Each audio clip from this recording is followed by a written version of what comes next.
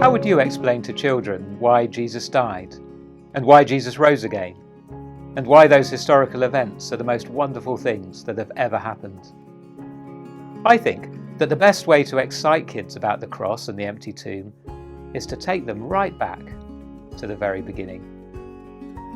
Because in the beginning, right here in this world, there was a garden where there was nothing bad and no one sad, and best of all, God was there, living with the people he'd made. But then, the people did a terrible thing. They decided not to do what God said. They decided they wanted a world without God in charge. God calls this sin, and sin spoils things. And so God sent them outside of his garden and put some warrior angels in front of it as a big keep out sign. But God didn't leave things like that.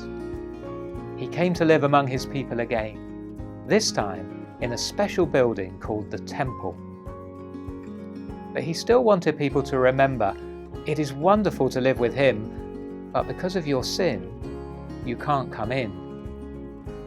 And so he told them to put a curtain with pictures of warrior angels sewn into it around the special part in the middle of the temple where he lived. Hundreds of years passed by, and the keep-out curtains stayed in the temple.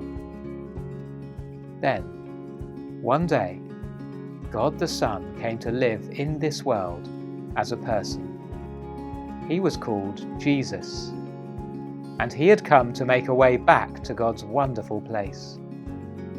When Jesus died on the cross, he took all our sin. And when he died, something amazing happened. The curtain in the temple tore. God's wonderful place was open again. And do you know where Jesus is now? God brought him back to life so that he could live in God's wonderful place forever. And Jesus has invited everyone to live with him there too.